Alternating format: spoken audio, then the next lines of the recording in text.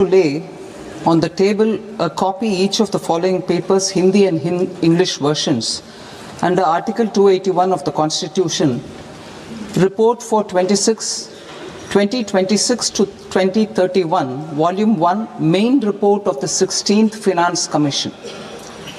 2. Report for 2026-2031, Volume 2, Annexures of the 16th Finance Commission. Number 3, explanatory memorandum as to the action taken on the recommendations contained in the above report. Item number 2, माननीय वित्त मंत्री Nirmala Sitharaman ji.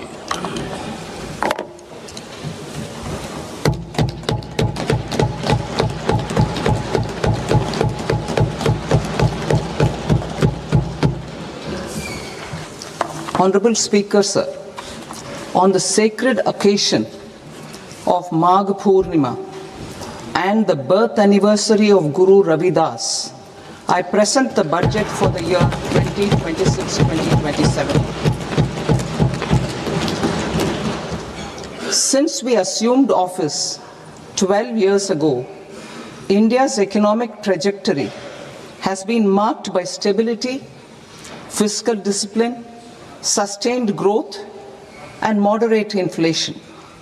This is the result of conscious choices we have made, even in times heightened uncertainty and disruption. Our government, led by Honorable Prime Minister Modi, has decisively and consistently chosen action over ambivalence, reform over rhetoric, and people over populism.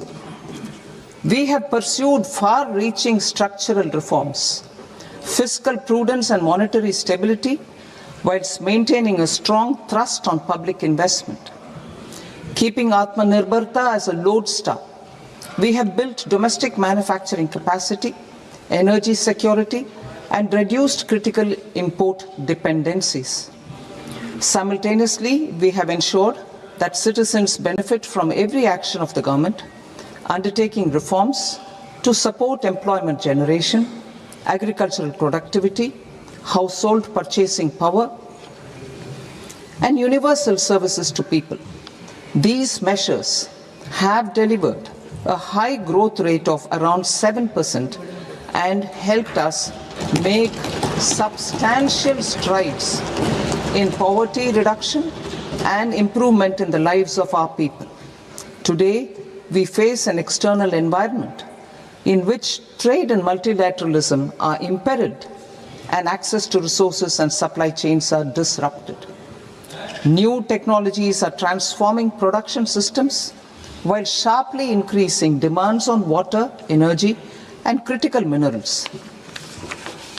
India will continue to take confident steps towards Vikasit Bharat, balancing ambition with inclusion. As a growing economy with expanding trade and capital needs, India must also remain deeply integrated with global markets, exporting more and attracting stable long-term investment. As I begin Part A, I want to express my gratitude to the people for standing firmly with us as we forge our way together towards becoming one of the largest economies of the world.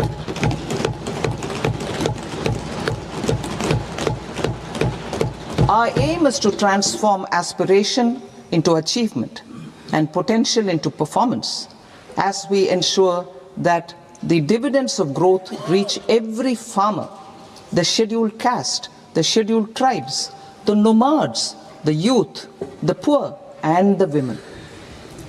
In Vikasit Bharat Young Leaders Dialogue 2026, several innovative ideas were shared with our Prime Minister, which have inspired many of the proposals, making this a unique Yuva Shakti-driven budget. Our government's sankalp is to focus on our poor, underprivileged, and the disadvantaged. To deliver on this sankalp And given that this is the first budget prepared in Kartavya Bhavan, we are inspired by three Kartavya.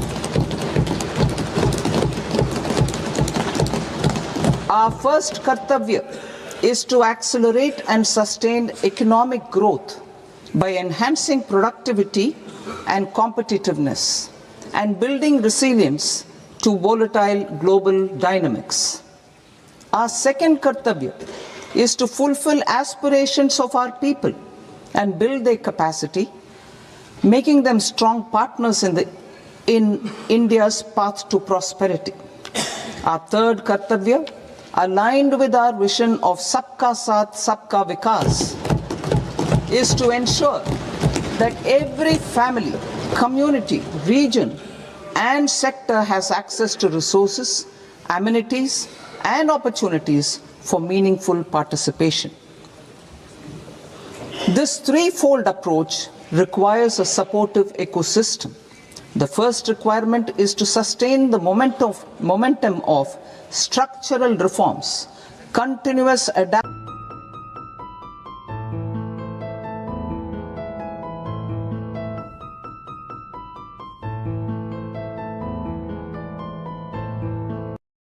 capital efficiently and managing risks. Third, cutting-edge technologies, including AI applications, can serve us as force multipliers for better governance. Reform Express. Our government has undertaken comprehensive reforms towards creating employment, boosting productivity, and accelerating growth. After the Prime Minister's announcement on Independence Day in 2025, over 350 reforms have been rolled out. This includes GST simplification, notification of labor codes, and rationalization of mandatory quality control orders. High-level committees have been formed, and in parallel, the central government is working with the state governments on deregulation and reducing compliance requirements. The Reform Express is well on its way and will maintain its momentum to help us fulfill our Kartavya. I now move to specific proposals. Under our first Kartavya, to accelerate and sustain economic growth, I propose interventions in 6 areas. 1. Scaling up manufacturing in 7 strategic and frontier sectors. 2. Rejuvenating legacy industrial sectors. 3. Creating champion MSMEs. 4. Delivering a powerful push for infrastructure. 5. Ensuring long-term security and stability. And 6. Developing city economic regions. Scaling up of manufacturing in 7 strategic and frontier sectors. Biopharma Shakti, meaning biopharma strategy for health advancement through knowledge, technology, and innovation. India's disease burden is observed to be shifting towards non-communicable diseases like diabetes, cancer, and autoimmune disorders. Biologic medicines are key to longevity and quality of life at affordable costs. To develop India as a global biopharma manufacturing hub,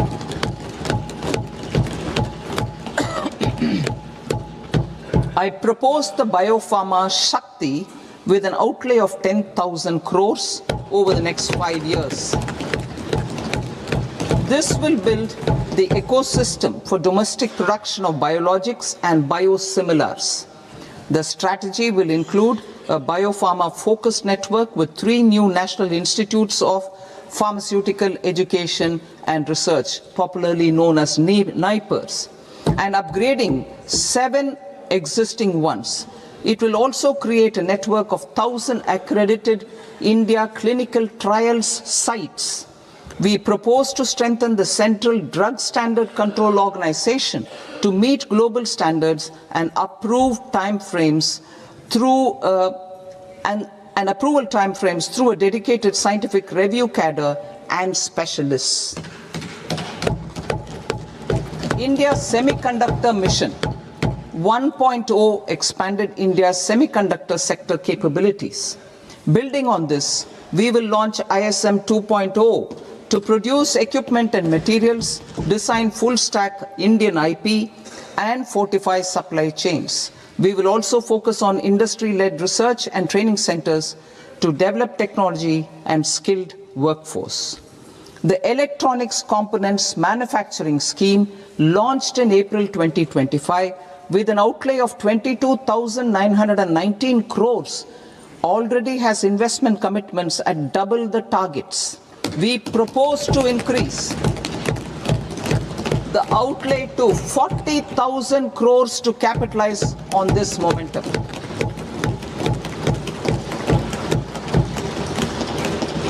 A scheme for rare earth permanent magnets was launched in 2025 November. We now propose to support the mineral-rich states of Odisha, Kerala, Andhra Pradesh, and Tamil Nadu to establish dedicated rare earth corridors to promote mining, processing, research, and manufacturing. To enhance domestic chemical production and reduce import dependency, we will launch a scheme to support states in establishing 3 dedicated chemical parks through challenge route on a cluster-based plug-and-play model. Strong capital goods.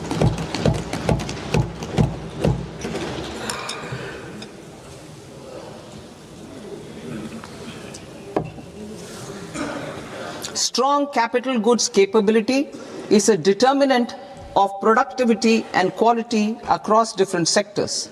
Towards building this capacity, I propose the following. High-tech tool rooms will be established by central public sector enterprises at 2 locations as digitally enabled automated service bureaus that locally design, test, and manufacture high-precision components at scale and at lower cost. 2. A scheme for enhancement of construction and infrastructure equipments will be introduced to strengthen domestic manufacturing of high value and technologically advanced CIE. This can range from lifts in a multi-storied apartment or firefighting equipment in multiplexes, large or small, and to tunnel boring equipments for building metros and high-altitude roads. I also propose a scheme for container manufacturing to create a globally competitive container manufacturing ecosystem with a budgetary allocation of 10,000 crores over a 5-year period.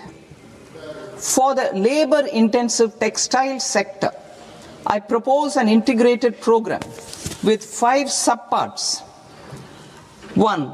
The National Fiber Scheme for self-reliance in natural fibers, such as silk, wool, and jute, man-made fibers, and new age fibers. Textile expansion and employment scheme to modernize traditional clusters with capital support for machinery, technology upgradation, and common testing and certification centers. 3. The National Handloom and Handicraft Program to integrate and strengthen existing schemes and ensure targeted support for weavers and artisans. Tex Eco Initiative to promote globally competitive and sustainable textiles and apparels. Samarth 2.0 to modernize the upgrade the textile skilling ecosystem through collaboration with industry and academic institutions. Further, I propose to set up mega textile parks in challenge mode They can also focus on bringing value addition to technical textiles. I propose to launch the Mahatma Gandhi Gram Swaraj initiative to strengthen khadi, handloom and handicrafts. This will help in global market linkage and branding. It will streamline and support training, skilling, quality of process and production. This will benefit our weavers, village industries, one district, one product ODOP initiative, and also our rural youth. India has the potential to emerge as a global hub for high quality, affordable sports goods. I propose a dedicated initiative for sports goods that will promote manufacturing, research, and innovation in equipment design as well as material sciences. Rejuvenation of legacy industrial clusters. I propose to introduce a scheme to revive 200 legacy industrial clusters to improve their cost competitiveness and efficiency through infrastructure and technology upgradation.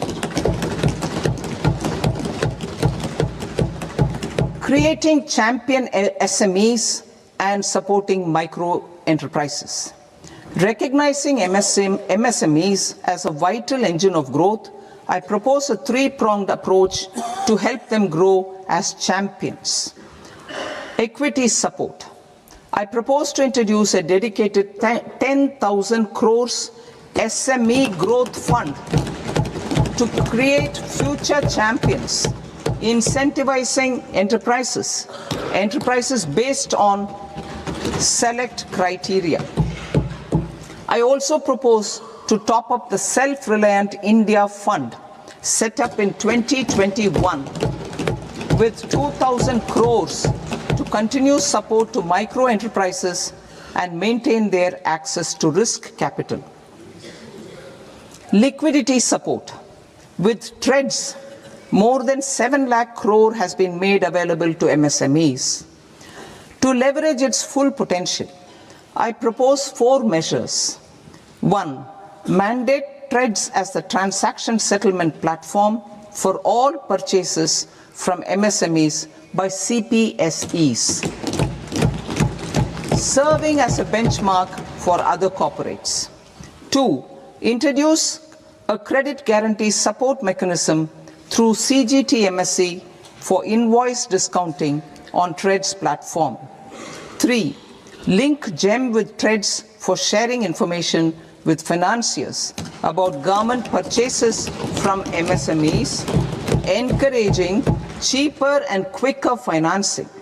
4. Introduce TREDS receivables as asset-backed securities, helping develop a secondary market, enhancing liquidity and settlement of transactions. Professional support. Government will facilitate professional institutions such as the ICAI, ICSI, ICMAI to design short-term modular courses and practical tools to develop a cadre of corporate mitras, especially in Tier 2 and Tier 3 towns. These accredited para-professionals will help MSMEs meet compliance requirements at affordable costs. Infrastructure. During this past decade, our government has undertaken several initiatives for large-scale enhancement of public infrastructure, including through new financing instruments such as Infrastructure Investment Trust (InvITs) and Real Estate Investment Trust (REITs), and institutions like NIIF and NABFID. We shall continue to focus on developing infrastructure in cities with over 5 lakh population, that is Tier 2, Tier 3 cities, which have expanded to become growth centers. Public capital expenditure has increased manifold from 2 lakh crore in 2014-15 to an allocation of 11.2 lakh crore in BE 25-26. In this coming year, that is financial year 2026-27, I propose to increase it to 12.2 lakh crores to continue the momentum. To strengthen the confidence of private developers regarding risks during infrastructure development and construction phase, I propose to set up an infrastructure risk guarantee fund to provide prudentially calibrated partial credit guarantee to lenders. Over the years, RITES have emerged as a successful instrument for asset monetization. I propose to accelerate recycling of significant real estate assets of the CPSEs through the setting up of dedicated RITES. To promote environmentally sustainable movement of cargo, I propose to 1. Establish new dedicated freight corridors connecting Dankuni in the east to Surat in the west. Operationalize 20 new national waterways over the next 5 years. Starting with National Waterways 5 in Orissa to connect mineral-rich areas of Talcher and Angul and industrial centers like Kalinga Nagar to the ports of Paradeep and Dhamra. Training institutes will be set up as regional centers of excellence for development of required manpower for these waterways. This will benefit youth in the entire stretch of the waterways to train and acquire skills. Further, a ship repair ecosystem catering to inland waterways will also be set up at Varanasi and Patna. And C. Launch a coastal cargo promotion scheme for incentivizing a modal shift from rail to road to increase the share of inland waterways and coastal shipping from 6% to 12% by 2047. To enhance last mile and remote connectivity and promote tourism, I propose to give incentives to indigenize manufacturing of seaplanes. A seaplane VGF scheme will be also introduced to provide support for operations.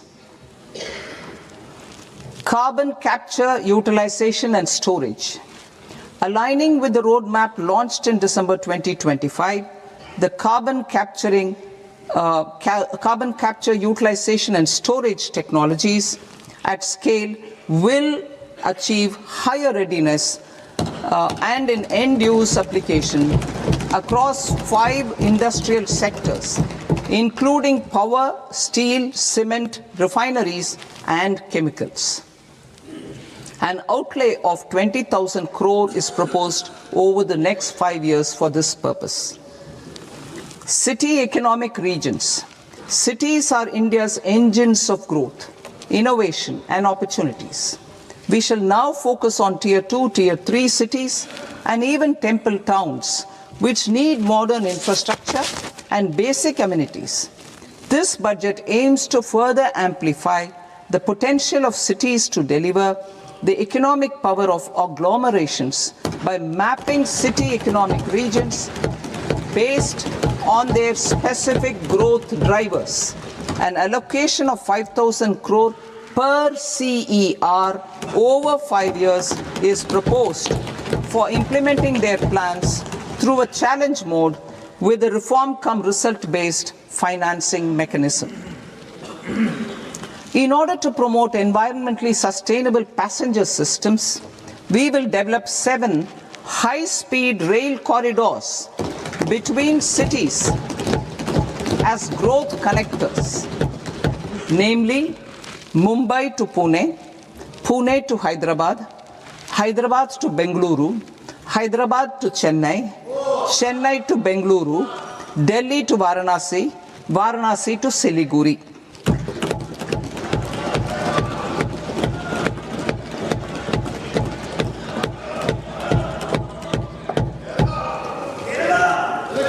Financial sector. The Indian banking sector today is characterized by strong balance sheet, historic highs in profitability, improved asset quality, and coverage exceeding 98% of villages in the country. At this juncture, we are well placed to futuristically evaluate the measures needed to continue on the path of reform-led growth of this sector. I propose setting up a high-level committee on banking for Vikasit Bharat. High-level committee on banking for Vikasit Bharat to comprehensively review the sector and align it with India's next phase of growth, while safeguarding financial stability, inclusion, and consumer protection. The vision for NBFCs for Vikasit Bharat has been outlined with clear targets for credit disbursement and technology adoption in order to achieve scale and improve efficiency in the public sector NBFCs. As a first step, it is proposed to restructure the Power Finance Corporation and Rural Electrification Corporation. I propose a comprehensive review of the foreign exchange management non-debt instruments rules to create a more contemporary, user-friendly framework for foreign investments consistent with India's evolving economic priorities. Corporate bond market. I propose to introduce a market-making framework with suitable access to funds and derivatives on corporate bond indices. I also propose to introduce total return swaps on corporate bonds. Municipal bonds. To encourage the issuance of municipal bonds of higher value by larger cities, I propose an incentive of 100 crore rupees for a single bond issuance.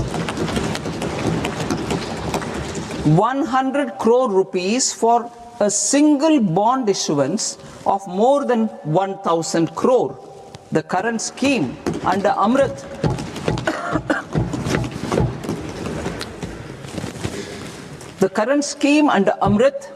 which incentivizes issuances up to 200 crores only, will also continue to support smaller and medium towns. That will also continue to support the smaller and medium towns. Ease of doing business.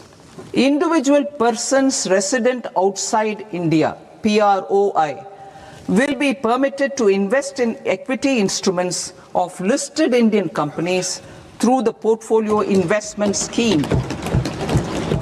It is also proposed to increase the investment limit for an individual PROI under the scheme from 5% to 10%, with an overall investment limit for all individual PROIs to 24% from the current 10%.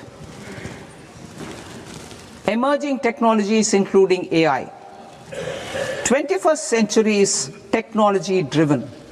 Adoption of technology is for the benefit of all people. Farmers in the field, women in STEM, youth keen to upskill, and Divyangjan to access newer opportunities. The government has taken several steps to support new technologies through AI Mission, National Quantum Mission, Anusandhan National Research Fund, and Research and Development and Innovation Fund. Our second kartavya is to fulfill aspirations and build capacities. Close to 25 crore individuals have come out of multi-dimensional poverty through a decade of our government's sustained and reform-oriented efforts.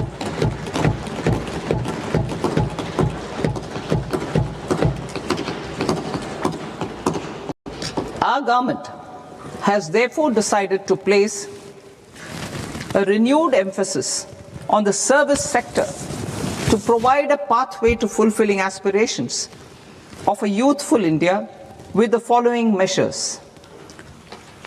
I I propose to set up a high-powered Education to Employment and Enterprises Standing Committee to recommend measures that focus on services sector as a core driver of Viksit Bharat. This will make us a global leader in services with a 10% global share by 2047.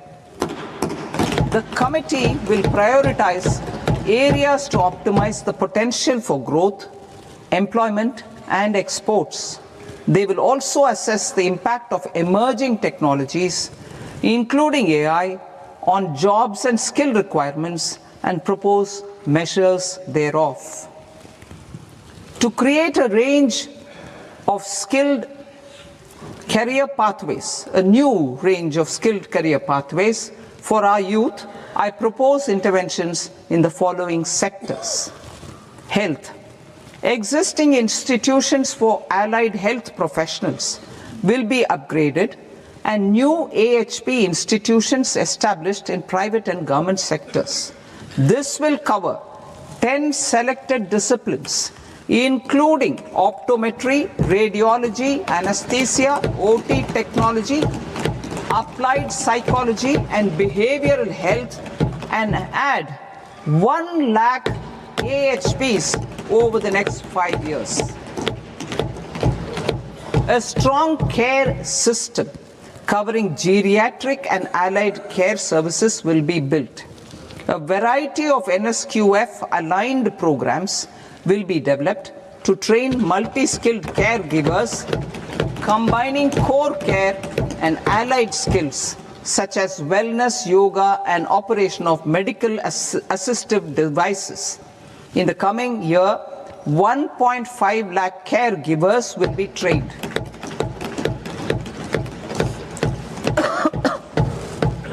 Hubs for medical value tourism. To promote India as a hub for medical tourism services, I propose to launch a scheme to support states in establishing 5 regional medical hubs in partnership with the private sector. These hubs will serve as integrated healthcare complexes that combine medical, educational, and research facilities. They will have Ayush centers, medical value tourism facilitation centers, and infrastructure for diagnostics, post-care, and rehabilitation. These hubs will provide diverse opportunities, job opportunities for health professionals, including doctors and AHPs. Ancient Indian yoga, already respected in several parts of the world, was given a mass global recognition when Honorable Prime Minister took it to the UN. Post-COVID, Ayurveda gained a similar global acceptance and recognition. Exporting quality Ayurveda products helps farmers who grow the herbs and youth who process the products. To meet growing global demand, a few more steps are being taken. I propose to 1. Set up 3 new All India Institutes of Ayurveda. 2. Upgrade Ayush pharmacies and drug testing labs for higher standards of certification ecosystem and make available more skilled personnel. 3. Upgrade the WHO Global Traditional Medicine Center in Jamnagar to bolster evidence-based research, training, and awareness for traditional medicine. Animal husbandry. Livestock contributes to close to 16% of farm income, including of poor and marginal households. To scale up availability of veterinary professionals by more than 20,000, I propose to roll out a loan-linked capital subsidy support scheme for establishment of veterinary and para-veterinary colleges, veterinary hospitals, diagnostic laboratories, and breeding facilities in private sector. Collaboration between Indian and foreign institutions will also be facilitated. Orange economy. India's animation, visual effects, gaming and comics sector, AVGC sector, is a growing industry projected to require 2 million professionals by 2030. I propose to support the Indian Institute of Creative Technologies, Mumbai, in setting up AVGC content creator labs in 15,000 secondary schools all over the country and 500 colleges. The Indian design industry is expanding rapidly, and yet there is a shortage of Indian designers. I propose to establish, through Challenge Route, a new National Institute of Design to boost design education and development in the eastern region of India. Education. Our government will support states through Challenge Route in creating 5 university townships in the vicinity of major industrial and logistics corridors. These planned academic zones will host multiple universities, colleges and research institutions, skill centers and residential complexes. In higher education, STEM institutions, prolonged hours of study and laboratory work pose some challenges for girl students. Through VGF, Viability Gap Funding and capital support, one girls' hostel will be established in every district.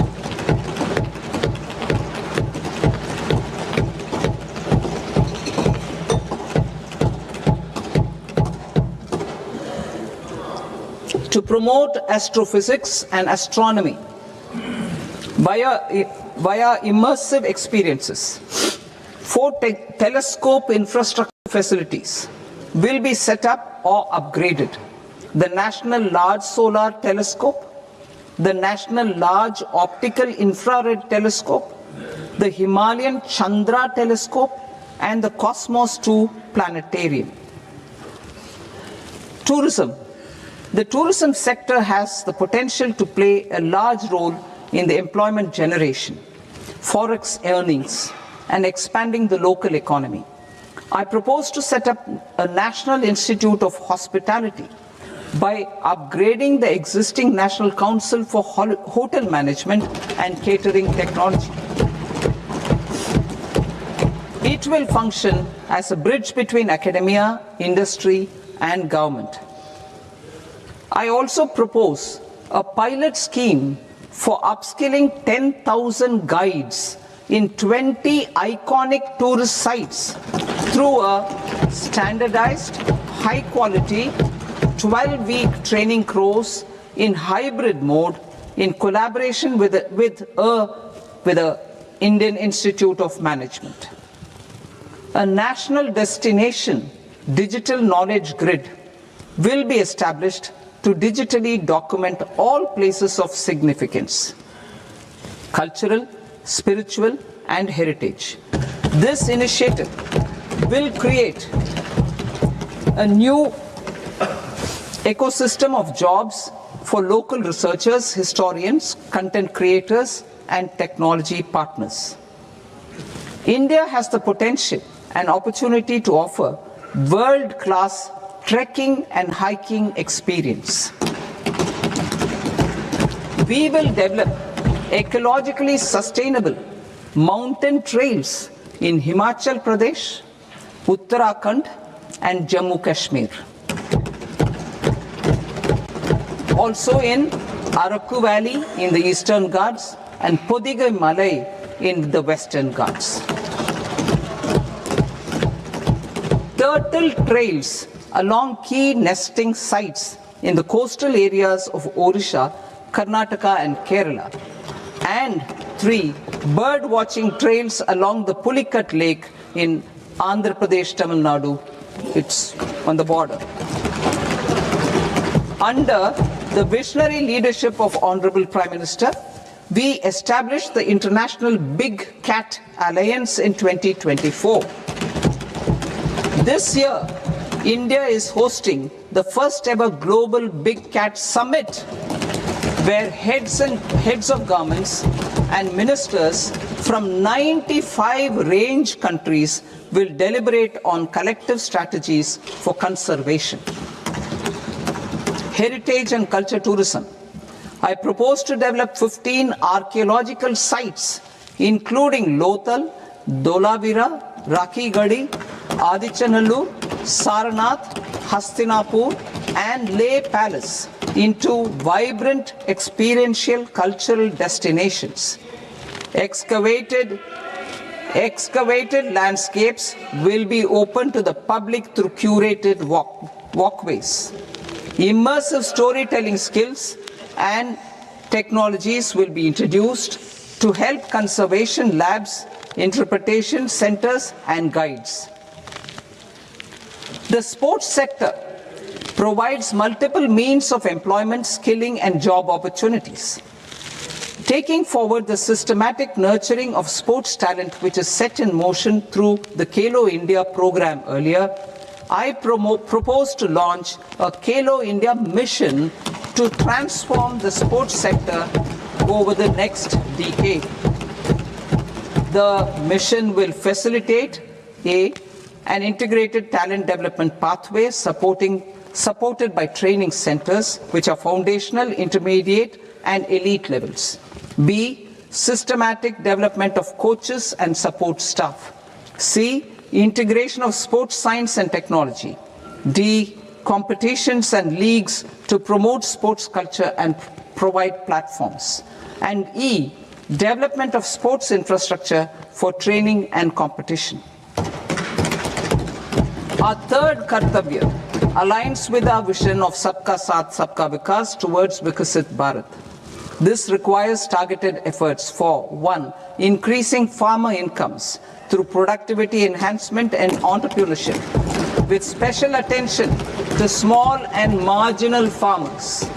B. Empowering Divyangjan through access to livelihood opportunities, training, and high-quality assistive devices. C. Empowering the vulnerable to access mental health and trauma care. D. Focus on the Purvodaya states and the Northeast region to accelerate development and employment opportunities. Fisheries. We will undertake initiatives for integrated development of 500 reservoirs and Amrit Sarovars. 2. Strengthen the fisheries value chain in coastal areas and enable market linkages involving startups and women-led groups together with fish farmer producer organizations. Animal husbandry. To provide quality employment opportunities in rural and peri-urban areas, we will support the animal husbandry sector in entrepreneurship development through a credit-linked subsidy program, B, scaling up and modernization of livestock enterprises, C, enhanced creation of livestock, dairy, and poultry,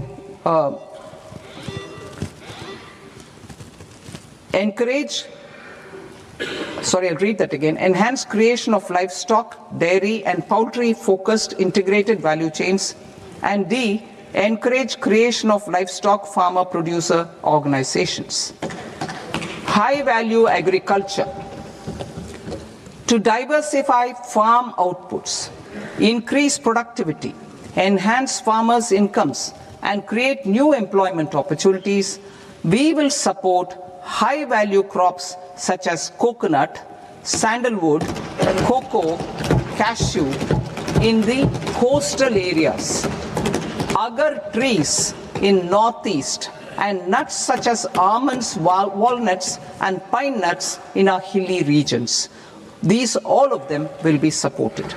India is the world's largest producer of coconuts. About 30 million people, including nearly 10 million farmers, depend on coconuts for their livelihood. To further enhance competitiveness in coconut production, I propose a coconut promotion scheme to increase production and enhance productivity through various interventions, including replacing and non-productive trees with new saplings or plants or varieties in major coconut growing states. A dedicated program is proposed for Indian cashew and cocoa to make India self-reliant in raw cashew and coconut production and processing, enhance export competitiveness, and transform Indian cashew and Indian cocoa into premium global brands by 2030. Sandalwood. Sandalwood is closely linked to India's social and cultural heritage.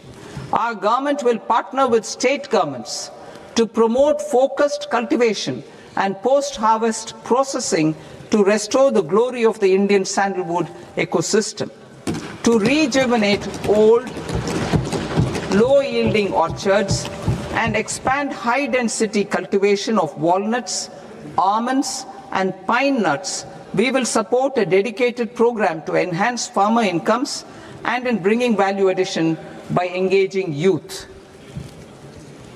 Bharat Vistar, that is virtually integrated system to access agricultural resources. I propose to launch Bharat Vistar, a multilingual AI tool that shall integrate the AgriStack portals and the ICAR package on agricultural practices with AI systems.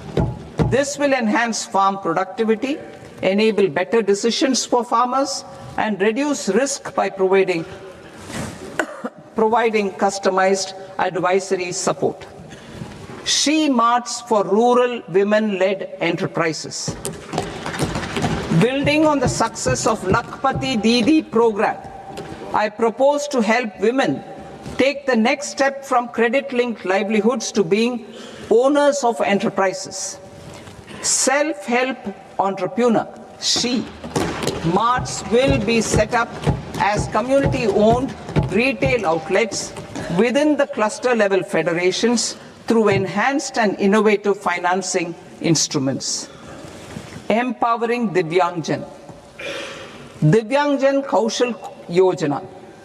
Information technology, AVGC sectors, hospitality and food and beverages sectors often offer task-oriented and process-driven roles which are suitable for Divyangjan. We will ensure dignified livelihood opportunities through industry-relevant and customized training specific to each Divyangjan group. Divyang Sahara Yojana. Timely access to high-quality assistive devices for all eligible Divyangjan is a fundamental need.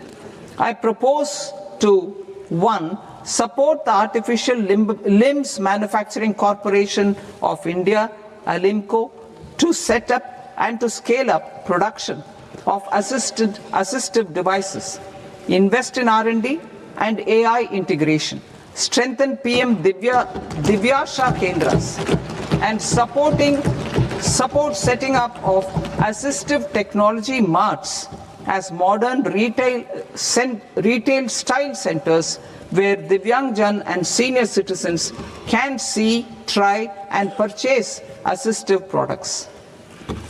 Reaffirming our commitment to mental health and trauma care.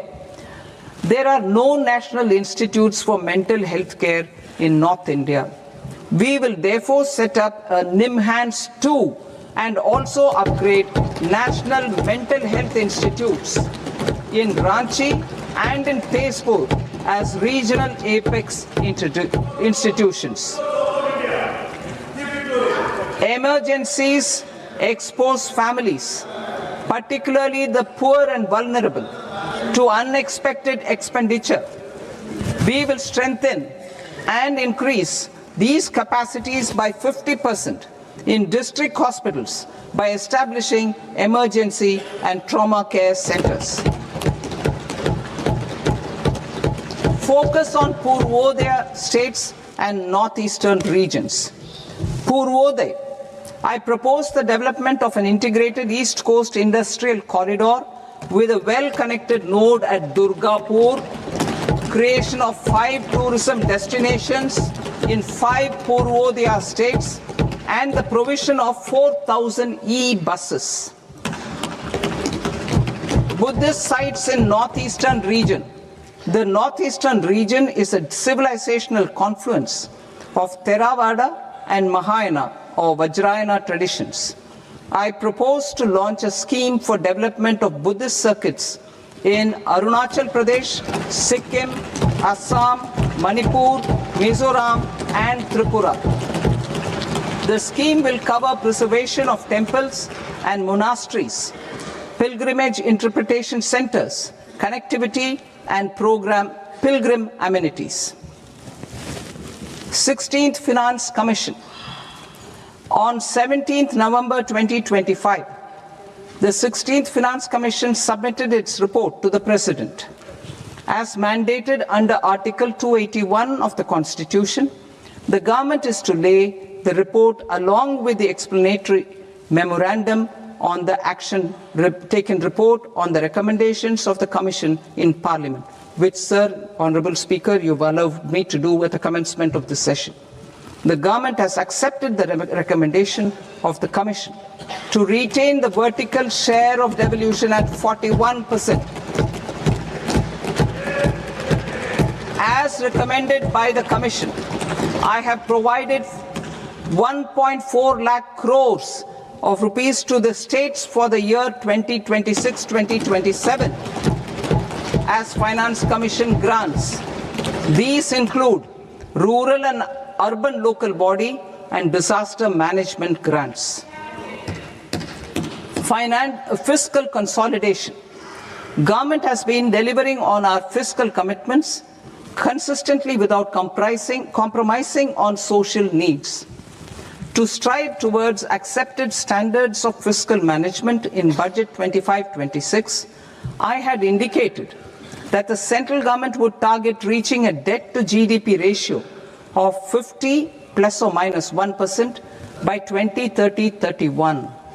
In line with this, the debt to GDP ratio is estimated to be 55.6% of GDP in BE 26-27, compared to 56.1% of GDP in RE 25-26. A declining debt to GDP ratio will gradually free up resources for priority sector lending and expenditure by reducing the outgo on interest payments. One of the main operational instruments for debt targeting is the fiscal deficit. I am happy to inform this august House that I fulfilled my commitment made in 2021-2022 to reduce fiscal deficit below 4.5% of GDP by 25-26. In RE 25-26, the fiscal deficit has been estimated at par with BE of 2025-26 at 4.4% of GDP. In line with the new fiscal prudence path of debt consolidation, the fiscal deficit in BE 26-27 is estimated to be 4.3% of the GDP.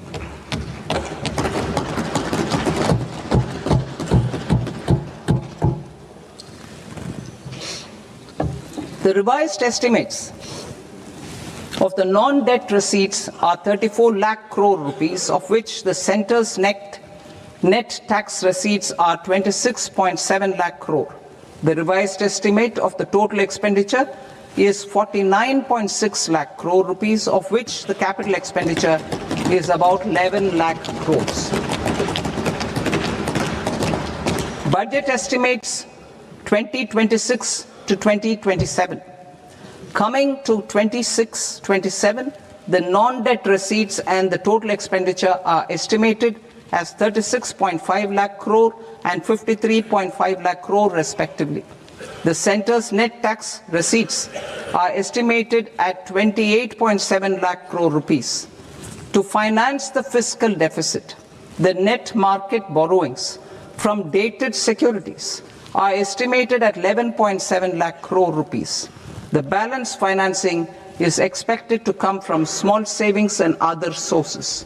The gross market borrowings are estimated at 17.2 lakh crore rupees. I'll now move to Part B. Part B, direct taxes.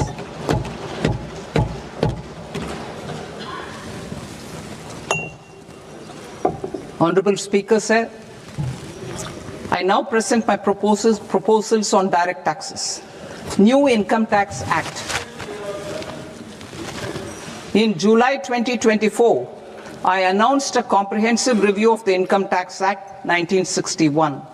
This was completed in a record time, and the Income Tax Act 2025 will come into effect from 1st April 2026. The simplified income tax rules and forms will be notified shortly, giving adequate time to taxpayers to acquaint themselves with its requirements. The forms have been redesigned such that ordinary citizens can comply without difficulty. Ease of living. I propose that any interest awarded by the Motor Accident Claims Tribunal to a natural person will be exempt from income tax, and any TDS on this account will be done away with. I propose to reduce TCS rate on the sale of overseas tour program package from the current 5% and 20% to 2% without any stipulation of amount. I propose to reduce TCS rate for pursuing education and for medical purposes under the Liberalized Remittance Scheme, popularly known as LRS, from 5% to 2%. Supply of manpower services is proposed to be specifically brought within the ambit of payment to contractors for the purpose of TDS to avoid ambiguity. Thus, TDS on these services will be at the rate of either 1% or 2% only.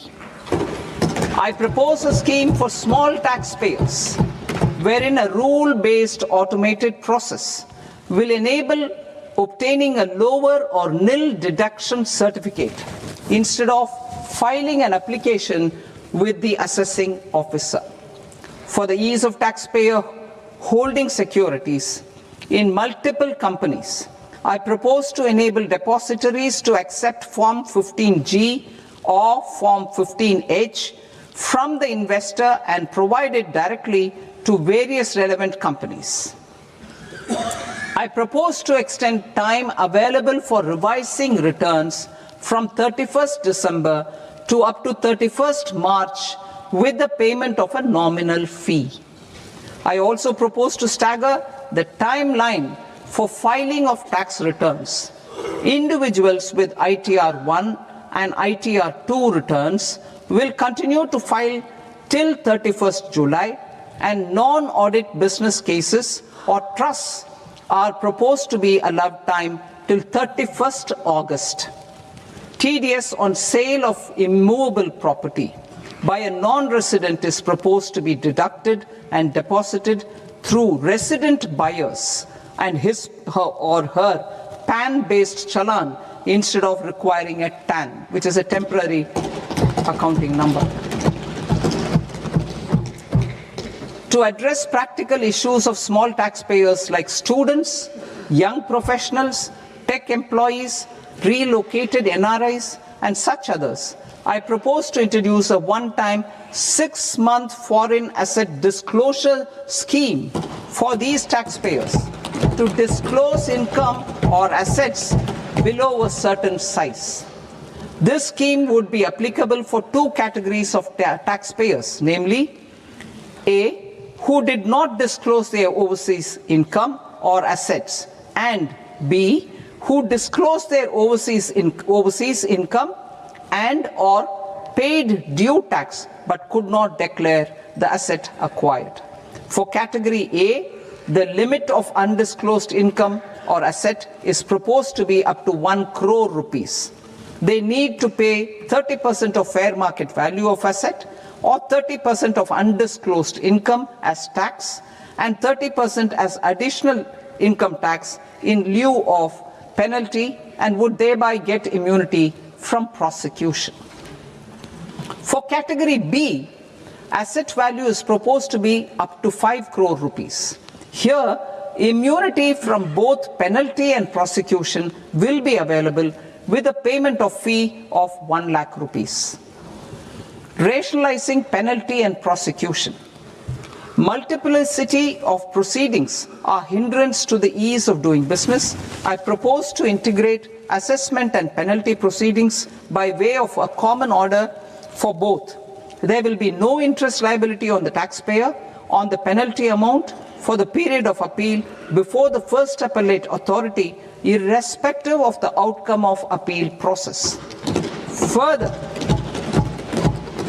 quantum of prepayment is being reduced from 20% to 10% and will continue to be calculated only on core tax demand. As an additional measure for reducing litigation, I propose to allow taxpayers to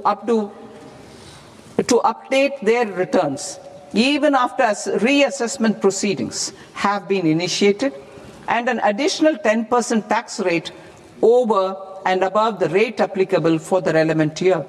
The assessing officer will then use only this updated return in his proceedings. There is already a framework for immunity from penalty and prosecution in the cases of underreporting. I propose to apply this framework for immunity to misreporting too. However, in such a case, the taxpayer will need to pay 100% of the tax amount as an additional income tax over and above the tax and interest due. Penalties for certain technical defaults, such as failure to get accounts audited, non-furnishing of transfer pricing audit report, and default in furnishing statement for financial transactions are proposed to be converted into fee.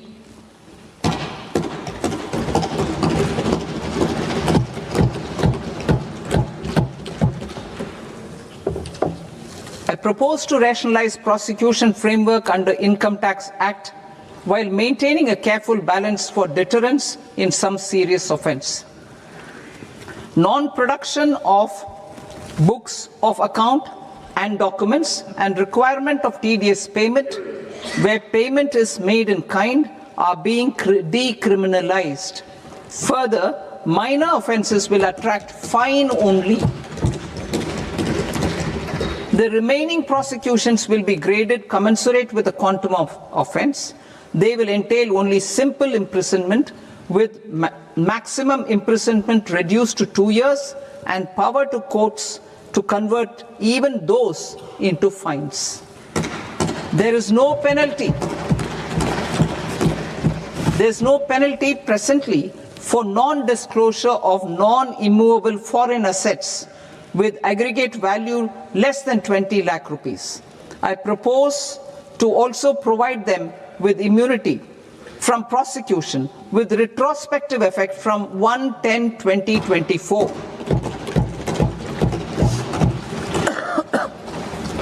Cooperatives. Deduction is already allowed to a primary cooperative society engaged in supplying milk, oilseeds, fruits or vegetables raised or grown by its members. I propose to extend this deduction to also include supply of cattle feed and cotton seed produced by its members.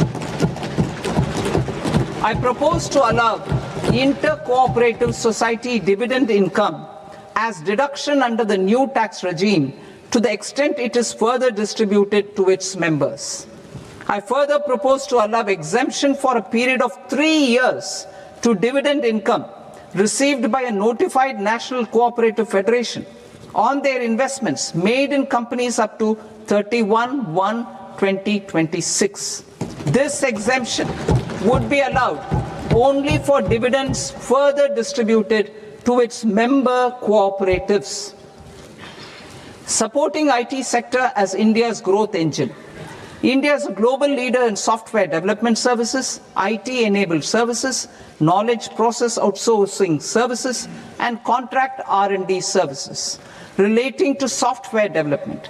These businesses and their segments are quite interconnected with each other.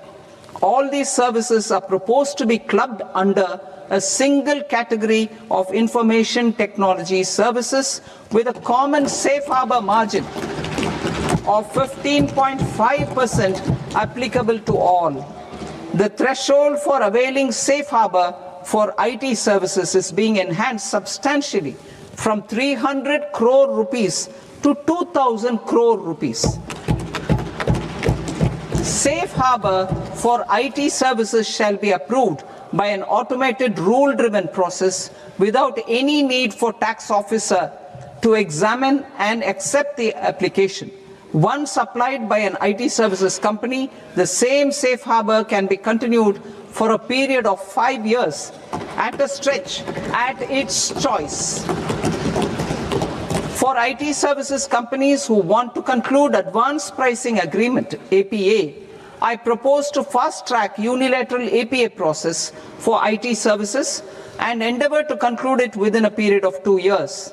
The period of 2 years can be extended by a further period of 6 months on taxpayers' request. I propose to extend the facility of modified returns available to the entity entering APA to its associated entities also. Attracting global business and investment. Recognizing the need to enable critical infrastructure and boost investment in data centers, I propose to provide tax holiday till 2047 to any foreign company that provides cloud services to customers globally by using data center services from India. It will, however, need to provide services to Indian customers through an Indian reseller entity. I also propose to provide a safe harbor of 15% on cost in case the company providing data center services from India is a related entity. To harness the efficiency of just-in-time logistics for electronic manufacturing, I propose to provide safe harbor to non-residents for component warehousing in a bonded warehouse at a profit margin of 2% of the invoice value. The resultant tax of about 0.7% will be much lower than in competing jurisdictions. To provide fillip to toll manufacturing in India, I propose to provide exemption from income tax for 5 years to any non-resident who provides capital goods, equipment, or tooling to any toll manufacturer in a bonded zone. To encourage vast pool of global talent to work in India for a longer period of time, I propose to provide exemption to global, non-India sourced income of a non-resident expert for a stay period of 5 years under notified schemes. I propose to provide exemption from minimum alternate tax, the MAT, to all non-residents who pay tax on presumptive basis. Tax administration. I propose to constitute a joint committee of Ministry of Corporate Affairs and Central Board of Direct Taxes for incorporating the requirements of income computation and disclosure standards, the ICDS, in the Indian Accounting Standards Ind AS itself. Separate accounting requirement based on ICDS will be done away with from the tax year 27-28. To support Prime Minister Modi's vision of homegrown accounting and advisory firms to become global leaders, I propose to rationalize the definition of accountant for the purposes of safe harbor rules. Other tax proposals. Change in taxation of buyback was brought in to address the improper use of buyback route by promoters. In the interest of minority shareholders, I propose to tax buyback for all types of shareholders as capital gains. However, to disincentivize